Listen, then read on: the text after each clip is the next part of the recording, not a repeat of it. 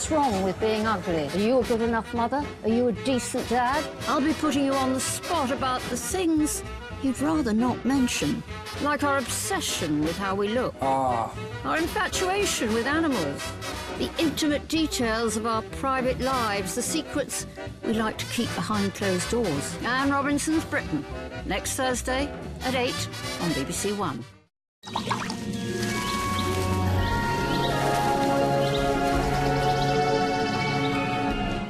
All the walls are coming out. A complete remodelling to help one family with a son who needs 24-hour care. DIY SOS gets the big build underway at 8. Now on BBC One, The One Show.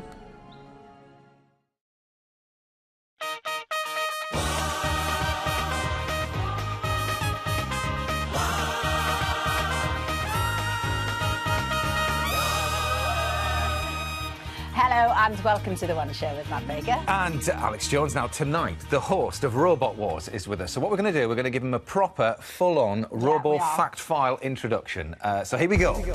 Now, this big bot was manufactured in County Wicklow in Ireland. Speed, 3 miles per hour when walking, 6 miles per hour if he's being chased. Well, height, 195 centimetres with his hair, and exactly the same without. Weight, he's asked us not to say. It's been a hungry week. Special weapon, sardonic Irish wit, and ability to speak ear-crunchingly fast. Name that bot, it's Dara O'Brien. It is Dara! Yes! Hiya, Dara. Pleasure to see you, man. Good to see you. Nice to see you. Yes, good to hear. Having some fine facts there, Dara. They were excellent facts. I was scared of myself listening to those. They sound like a mighty fighting machine at that stage, yeah. Well, we had Angela Scanlon in, I wasn't here, on Monday. Yes. And she said she thoroughly enjoyed making Great the series, but couldn't confirm whether there would be a second series. Can you shed any light? I can't confirm whether the second series. But, you know, I'll twinkle at you in a way that indicates that we're talks about talks. Yes. It did go very well, didn't it? It went extremely well. People really got into it. Yes. Let's just say, if you have any great ideas for robots, you know, why not? Why not try building one? And who knows? Because that's the one thing they want is more exciting robots. Yeah. So yeah, fingers crossed. But we can't say anything just. We'd like to enter a one-show team, actually, wouldn't we? We've thought about it. Yeah, Marty Jobson, head of hydraulics, Dan Snow, head of weaponry. I mean, if there is a, you know, that's fantastic. That sounds like it's going to be an amazing robot. Are we in, Dara? Are we in? You're in. At any stage, we need cannon fodder. We always need a bad robot at the start. Yes, good. Destroyed to make the other good. Just show how good the good robots are. So yeah, if you could, that'd be great. Well, Dara, it's great you're here tonight. We're going to be talking theatres. Yes, we are. Later on with you. But before all of that, following a spate of incidents across the UK, Polish people living in Britain are becoming increasingly concerned about their safety and about their well-being. So Andy Kershaw has been to Leeds to see how the Polish community there is feeling. On this street recently, a large gang of youths left a Polish man seriously injured in what police are treating as a racist attack. And it's not just a one-off. The Polish embassy says it's dealt with 27 xenophobic incidents in recent months, 10 of those in the north of England. And they're only the ones that have been reported to the embassy. So, what is it with all this anti-Polish nastiness? I was called like, oh, you Polish would take, sorry, you Polish would taking our work. Now half the shops are Polish, and that doesn't go down well with the locals. Better if you don't go out at evening. Better. Really? You're scared of going out at night? Yeah.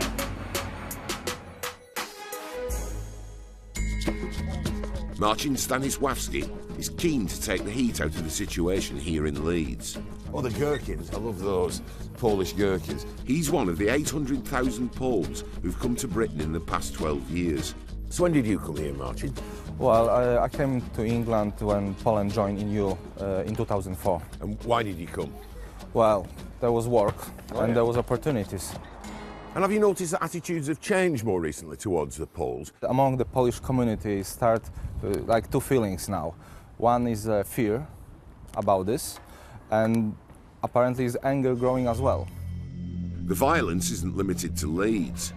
In Harlow in Essex, Arek Yusvik died after being attacked in the street. The Polish community there staged a silent demonstration, only for a further attack on two other Poles to be reported to the police that very night. 2 Polish police officers have since flown from Warsaw to patrol Harlow streets in a bid to lower the temperature. Here, in the heart of the Polish community in Leeds, I'm keen to hear from locals and Poles alike. I think if the referendum didn't happen, then no one would even see this. Really? It's become an issue since the referendum? Yeah. I think there's a bit of animosity towards jobs. You mean the Poles and the other East Europeans are prepared to work? Have you noticed that hostile attitudes towards the Poles here have increased since the EU referendum? Yes, it has. What people think that gave them? The right to say, you know, what are you doing here? Why don't you go back? I told my family, there's no chance, any one of you, going back home after 9 o'clock. You advise them to stay off the streets? Yeah, because you never know. At the Polish Catholic Centre, I joined Marcin, who's helped to organise a special meeting to discuss the rise in hate crime against Polish people. Well, it's just gone 7 in its standing room only. Police, councillors and local people are here to listen and to try and show their Polish neighbours that the recent hostility is a minority view. There are thousands of people in Harlow who are welcoming, tolerant and want you to be there.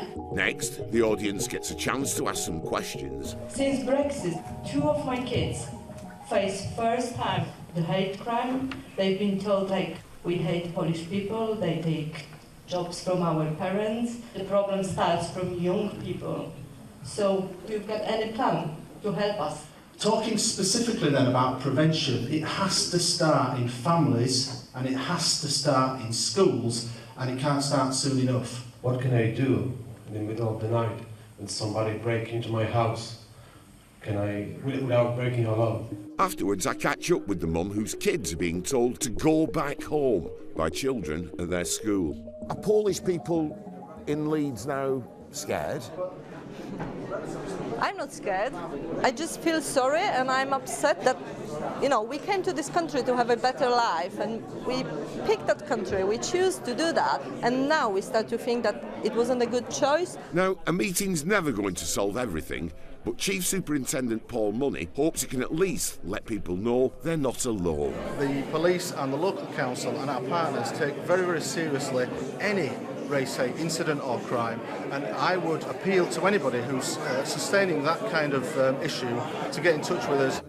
The one thing that's come up time and time again today during our filming is the word Brexit. Certainly the Polish people here in Leeds feel that the vote to leave the European Union back in June gave racists a licence to hate. But what's come out of this meeting tonight is, well, the Polish people have gone away feeling reassured that there are those who do care and are prepared to listen and are going to protect them. Well, thank you very much to Andy. Lucy's here now, though. So, first of all, let's start by defining hate crime. Yes, good idea. So there's a common definition which has been agreed by the National Police Chiefs Council and the CPS, the Crown Prosecution Service, and that is that hate crime is any criminal offence which is perceived by the victim or another person, and I'll come back to that because that's important, to be motivated by hostility or prejudice. And that can be based on race or ethnicity, religion or belief, sexual orientation, transgender identity, or indeed disability. That would all constitute a hate crime. Now, this is what we call a self-defined crime. So the victim or the witness or both must perceive it to be a hate crime for it to be so. Right. Okay. If that makes sense. Yes. Mm-hmm. Good. Well, we heard in the film there that the police and the council are taking this very, very seriously. But as far as penalties are concerned, Yes. what's happening with regards to punishment? Well, it will be prosecuted as a standard offence. So say it was a public order offence and someone had thrown a brick through a window. That would be prosecuted in court as a public order offence, and then if it was proved that there was a hate crime element, that would be attached as a prefix. So we'd have, say it was racially aggravated public order offence, and then there would be an uplift in the penalty. Okay. So that's how it works in court. Now, this is an underreported crime, and it has to be said that very few of these go to trial. But the ones that do go to trial, over 80% are actually prosecuted, which is a very high amount. Yeah. So that's where we're at. Because after the EU referendum, we did do an item like this and said that hate crimes had spiked, didn't we? Yes. So what's the situation now then? Well, indeed, that's correct. So if you take a week before the EU referendum through to the end of August, there were 3,500 more reports of hate crime than there were for the same time last year. Right. So that was that spike. So much so that the police began to publish weekly figures. We're now at the stage when that level of reported hate crimes has decreased, and it's what we might call above normal, just slightly above normal, if that makes sense. And the police have stopped doing weekly statistics, so it has returned to a more familiar level it was before. Exactly, really. but the police are at pains to point out that it's still a high priority, and it's still, despite that spike, an underreported crime. And Dara, I mean, you were just saying to me while we were watching this that you're Irish antennas stick up when you hear stories. Well, we do, because we're hardly a generation, maybe a generation and a half from when we were regarded as foreign in this country, and there were signs outside pubs saying no blacks, no dogs, no Irish, and so we're very aware of this, because we were the immigrants. We still are obviously immigrants into the country, but now we host your robot fighting shows, and you're very used to seeing Irish people here. Go Irish! Yeah. So there is an element to which, and for me anyway, the Poles are very similar. Come from a Catholic country, lots of construction workers come in here. That's what they want to do, is send over young immigrants who wish to work, much like the Irish did for generations, whatever. So we have a sort of a strong sense of sympathy for that, whatever, as well as a general disdain towards that kind of crime. Yeah, sure. Lucy, thank you. Thank you, Lucy. Now, Dara, we're going on to a subject which is very close to your heart, saving Britain's theatre heritage. Because every year, a list of historic theatres in urgent need of restoration is published by the Theatres Trust. Yeah, we're going to hear the story of one of them right now. This is the Palace Theatre in Plymouth. I'm Ian Wren, and for many years I've walked along Union Street and gone past this amazing theatre and wondered, why is it being allowed to fall into disrepair? It really has to be saved. This is the new Palace Theatre of Varieties in Plymouth, which was opened in 1898.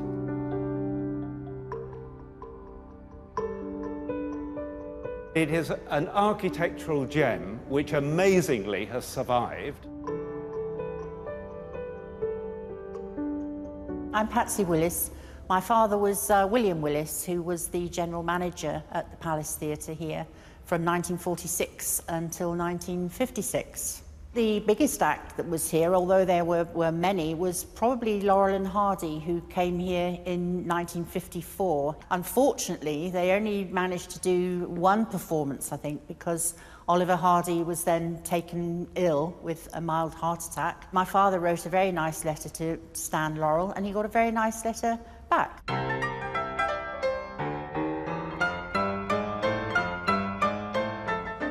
All the great names have been here. Harry Houdini performed on the stage here, and we're told that he escaped from a box which had been made by the men from the local shipyards in as little as 12 minutes. You can see, as you stand here in front of the stage, how magnificent the original building was. The extraordinary decoration around the front of the circle, looking up into the gods, and of course that magnificent dome at the top. You can see very clearly the nautical theme of the theatre, with the front of that box representing the stern of a ship. I have wonderful memories of this place from my early childhood. It was always a very magical place to be.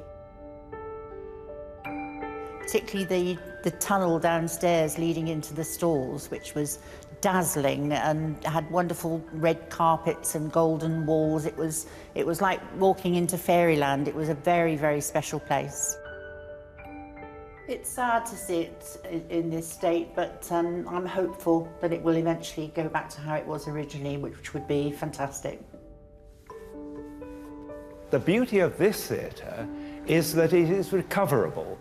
Even though it's gone through so many transformations, it's been a nightclub, it's been a bingo hall, there is still the original magnificent theatre underneath.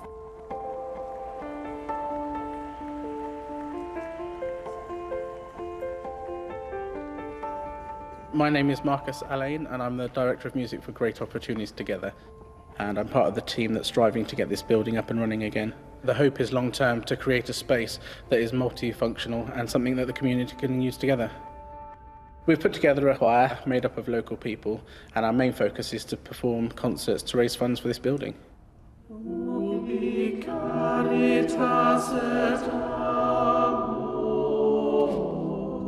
For me as a musician, the most attractive and appealing feature of this building is the acoustics. They're absolutely sublime, probably better than anywhere else in the city.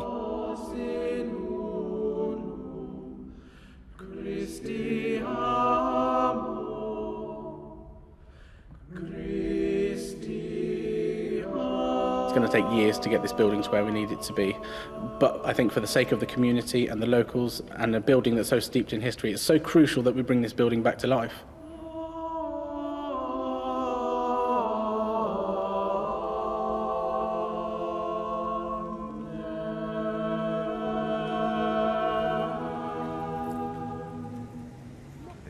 We love an old theatre, don't we? Oh, we do. Oh, we're big fans. Everyone does. They're beautiful buildings. You can hear the stories coming off the walls. They're rooms in which Charlie Chaplin played and Harry Houdini played. Yeah. And there are any number of these up and down the country. I mean, like, the number of theatres in the country is only in the hundreds, really. But the reason that the body that I'm involved with, the Theatres Trust... Yeah, well, how does it work? What is it? Well, they were set up because between 1914 and 1976, Britain lost 800 theatres. 800? 800 theatres were gone.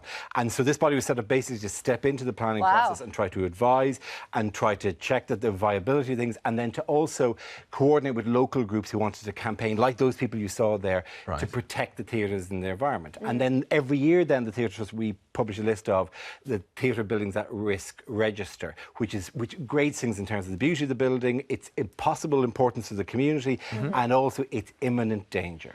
Well, we had a look, and there are 36 theatres on this register. So, is there a favourite there for you? Well, I even have a little sentiment, and this covers everything from end-of-pier theatres to mobile theatres. There's one that'll be sitting at the top. Brighton Hippodrome is a very good example of one that was sitting at the top for the last few years, and has gone through. It's formerly a circuit, built in 1897, formerly a circus theatre. You can tell from the elephants there. Now just a boarded-up ruin of a building, but you can still see the history of it. Huge dome, gorgeous building. But the community group there have actually now, because Theatres Trust did a viability study, showed it could still work. There was no need to break the room down into small screen cinemas or something and lose that big auditorium. They did a viability study. Now the local group there have raised fundraising from the National Lottery and from the Coastal Communities Fund, and so that we could possibly restore that back. So obviously that's the key, the business side of it, because that's the reason why a lot of them have been closing. A lot of them closed a long time ago as well, and they need to become nightclubs, or weirdly, in a very useful way, became bingo halls. Because bingo halls, at a time when the theatre was felt to be unviable financially, they'd facade, they just put a facade around it. And then the bingo craze died down, you took down the facade, the theatre building is still there. So the theatre building, and if you lose the building, it's gone forever. And some of these rooms are astonishingly good. A lot of them have come back from those kind of uses, disappeared for 50, 60 years, but then the community wanted them back and the efforts were made and they returned back into use. Yeah. Is there one success story then that the one that I was actually working on the last tour I did. I played for the first time a place called the Dunfermline Alhambra, and the Dunfermline Alhambra is a 1920s theatre which then became a cinema, which then became a bingo hall. So for about 60 years wasn't operating as a theatre at all. In 2008 they started a campaign to get it going again. They've still got the 1930s neon sign that says Alhambra. Lovely. It's in the middle of Dunfermline, so people now, and this is the joy of these things, how they sit in the middle of a community. People in Dunfermline don't have to cross the over the Forth Bridge to get to Edinburgh to see shows. Shows now come to them because they've got this fantastic room that they brought back to life. Fantastic. And then, of course, you've got developers who are knocking on the doors as well, because, you know, the argument of needing housing and all of that. All of which is perfectly fine. We're not, you know, I'm not heritage for its own sake and, oh, how dare you change these things. It's just the potential of these rooms, it remains. These aren't wrecks. We're not saying that these are buildings which can be saved, which is an important part of it. And people would say, oh, but but for development. I mean, the Dudley Hippodrome, again, one with a huge community aspect, was going to be flattened for a car park at one stage. Oh, no. And then people stepped in. We've got 36 on the register. Not all of them have community groups, and some of them would benefit from having a community, some community support. Some of them have fantastic groups, and they're in Bradford and Burnley, who are working really, really hard to save their local theatre. Well, a full list. It really is. A full list of the theatres on the register can be found on our website, and the address is just there for you. Now, yesterday, we had Dara's old apprentice mate here in the studio, Lord Sugar. In a very good mood. Yeah, very good mood. It's like it's Apprentice Week on the One Show this week, because we've got Nick Hewer now, obviously Apprentice veteran. And we've set him a tricky PR challenge that's really got him buzzing. Have a look. I'm on a mission to use my experience from a career in marketing and PR to attempt a rebranding campaign for some of our least popular wildlife. Today's subject, the wasp. I'm not actually really sure what wasps do. The first thing I think of when I think of a wasp is typically pain, sharp pain. I don't like wasps, to be honest. I get stung like every other year. Wasps definitely have an image problem. When a bee buzzes into your space, what's our reaction? Don't hurt it, for heaven's sake. But if a wasp comes near, what do we say? We say kill it, and kill it fast. The bee has had a charmed PR life, but now it's time to fight the wasp's corner. To find out why wasps are valuable to us, I've come to meet one of the UK's leading wasp experts, Dr. Serian Sumner. This is the nest of a yellow-jacket wasp. And look, isn't it astonishing? It's made of paper. They will collect some bark off a tree and they'll chew it up into a ball and smooth it out with their mandibles to produce this really fine paper. So they are incredible origami masters. Well, that's all very interesting, but what's it done for us? Each individual would have been doing us a service by controlling the insect pests around us. So the aphids that plague your tomato plants and the caterpillars that will be eating your lettuce leaves, because that's what they feed to their brood. OK, so a world without wasps would mean plagues of pests. But how do I convince the wider public to love the wasp? I want to make a short ad, but capturing the viewer's attention is hard, and ensuring they remember the ad is even harder. I think we need something creative and unexpected, a surprise ending that will have lasting impact and will change people's perceptions. The wasp's paper-making skills have given me an idea that's going to involve origami expert Tony O'Hare.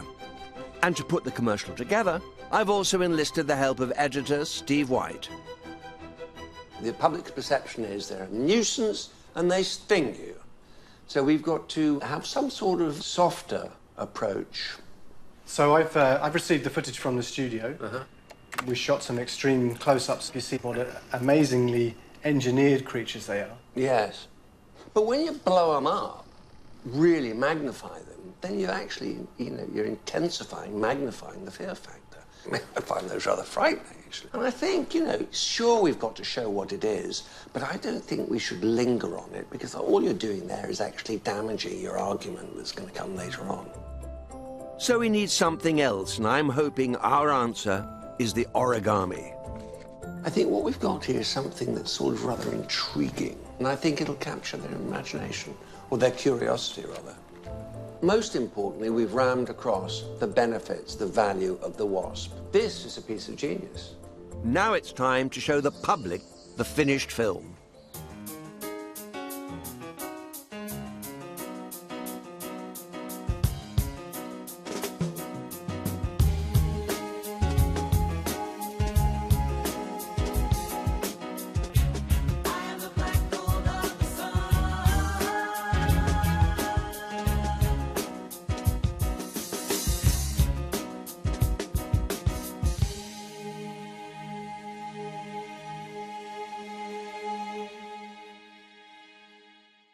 So, has our film convinced the public? Wow, I didn't know that. After seeing this, I definitely feel more positive about them, but it depends on the next attack, whether this positive feeling continues or not. They'll still sting, but at least they are more useful than I thought initially. They obviously do have a useful purpose, but I think they probably just have a bit of a bad press. Well, I'm happy with that response. But have I managed to change your mind? I hope so. They had about a 6 out of 10 instead of a 2, maybe. You can't deny they're beautiful to look at, but whether or not you want them crawling all over your dinner when you're outside is another matter. No, exactly. But Nick Hewitt is quite persuasive. And we hear, Dara, that you have the same skills because you won a debating competition back in the 90s. Yes, yeah, I did. Yeah. We have the proof. We dug up this photo of you. Wow! There you are. Oh my God! Okay, yeah, that's. What do you remember about that trip? I actually very little. It was a hell of a trip. It was me, that's Marcus and Bernard, who we all were winners of the national debating championships in Ireland when we were students. And as part of it, that was us flying to America, where they flew us to a load of American universities. What, for the final? Yeah, no. We won the final in Ireland, and then the prize was we went to America. We went to a series of American universities to debate against their debating teams on the same motion 6 times in a row. So you can imagine by the 6th debate, we pretty much knew what they were going to say. Yeah. And we would then stand up first and go, they're going to tell you this. And they would all go, oh, God, how did you know that? So we won them all. It was very easy. Well, shall we put Dara's debating skills to the test right now? Oh, yes, shall we do that? OK, all right then, Dara. Okay. Well, we're going to put a series of arguments up there. And I have to just do the argument. You've got to go with them, all right? Go with that statement, OK? Will the arguments I find personally repugnant or difficult? You'll find out any second. We'll ding a bell and you'll move on to the next one. So here's the first one. The first one, bald people aren't trustworthy. Well, obviously. I think look around. If you look around, there's probably a bald person near you right now. Look at them in the eyes. Do you trust them? Do you, really? What's with the no hair? Why do they choose to do that? It's inherently wrong. We were meant to have hair, and yet these people, these bald people, choose not to have hair. Why? They'll never tell us. They never tell us why they don't want us to have hair. On we go. Very good. OK.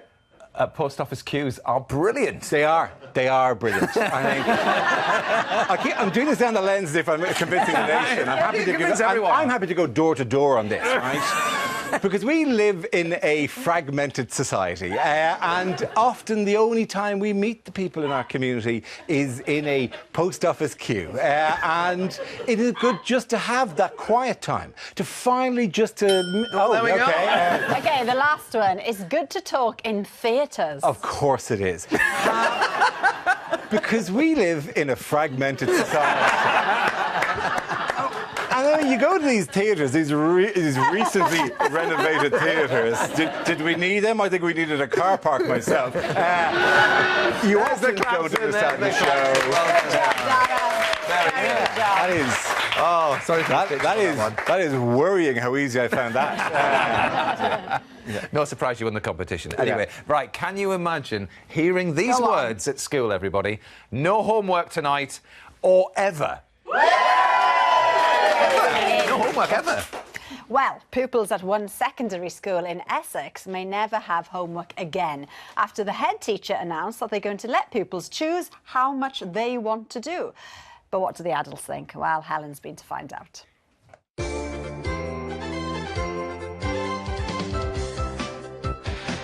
They need to have homework, they need to have a timetable, and these are skills that they will need for the rest of their lives. Well, it's a long time since I was at school, but when I was there, we used to get lots of homework. And I think, I would have been lazy if I hadn't done homework. So I would think that homework is a good thing. How do you find homework? Boring, and it's quite hard. Is it? We learn quite a lot at school, so I don't really think we need it. I think they are under pressure. They can't do everything before they go to bed. And in the day, they do work really hard. And to come home and have to do all this, what they've learned in the day again at night, seems a little bit tiresome for them, and they get fed up. I think it's good to do homework at home because parents can be involved. And I think that's kind of a good interaction time. There's 30 children in the class. The teacher can't give them all that one-on-one attention that they can get with their parents at home. When I was doing my homework, my mum used to love getting involved and doing it with me, but that was nice. It made learning nice for me because I was doing it with my mum. What would you say if I showed you those 2 papers? Got a bit of literacy and a bit of numeracy.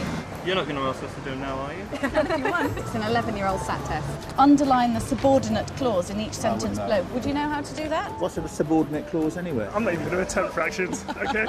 It's not going to happen. Are you finding a common denominator by the looks of it? I'm not. Oh, not yet? I've forgotten how to do it. 3 over 10, which is 21 over 10, 2 and a 10th. Oh, we asked the right person there. And what about circling the conjunction in each sentence below? So the children had not read the book, yet they knew the story off by heart. Yet. Wow. out of 10. In the end, it becomes your homework because you have to sit with them all the time and try and make sure that they're doing it properly. They shouldn't be overloaded with homework. I just think they miss out on family life and playing with friends. On balance, we've been doing homework for how many years? 100 years? I don't know how long. And we're all still here, so I would keep doing it. I love doing homework with my children. You